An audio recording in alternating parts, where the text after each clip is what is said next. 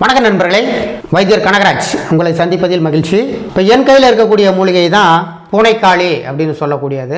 பூனைக்காளியில் கருப்பு பூனைக்காளி இருக்குது, வெள்ளை பூனைக்காளி இருக்குது, இதுலேயே சிறு பூனைக்காளின்னு இருக்குது. இப்போ என் கையில் இருக்கிறது கருப்பு பூனைக்காளி. இந்த பூனைக்காளி எதுக்கு பயன்படுதுன்னா, விந்து அணுக்களின் தரத்தை உயர்த்துவதில் மிக முக்கிய பங்கு, ஆண்குறியை தடிமன் பண்ணும் அப்படிப்பட்ட தன்மைகள் இந்த பூனைக்காளியில் இருக்குது. சிலருக்கு பார்த்தீங்கன்னா குழந்தை பேருக்கு முயற்சி பண்ணுறவங்களுக்கெல்லாம் உங்களோட விந்து அணுக்கள் குவாலிஃபைடாக இல்லை அப்படின்னு சொல்லுவாங்க. அதாவது சில வால் மட்டும் இருக்கும்பாங்க, அல்லது தலை இல்லை அப்படின்னு சொல்லுவாங்க. சிலர் டெத் கண்டிஷன்ல இருக்கும்பாங்க, அல்லது நீந்தும் தன்மை கம்மியா இருக்குன்னு சொல்லுவாங்க. அப்படிப்பட்ட பிரச்சனையில பாதிக்கப்பட்டவங்க குழந்தை பேருக்காக முயற்சி பண்றீங்க, நிச்சயமா அந்த பூனைக்காளியை சாப்பிடலாம். இந்த பூனைக்காளி இதை சுத்தி பண்ணக்கூடிய முறை இருக்கு. இதை தண்ணியில ஊற வச்சு இந்த மேல் தோலை நீக்கிட்டு அதுக்கு பிறகு என்ன பண்ணணும்னு பார்த்தீங்க அப்படின்னா, முடிந்தா லைட்டா இளம் வறுப்பா வறுத்து நீங்க பவுடர் பண்ணிக்கலாம். பவுடர் பண்ணிட்டு காலையில சாயந்தரம் 2 நேரமும் ஒரு அரை டீஸ்பூன் அளவுக்கு நல்ல பாலை காய்ச்சி அந்த சுடுபாலில் இது 1 டீஸ்பூன் அளவுக்கு போட்டு கொஞ்சம் நாட்டு சர்க்கரை சேர்த்து இதை குடிச்சிட்டு வந்தீங்க அப்படின்னா விந்து உற்பத்தி அதிகமாகும்,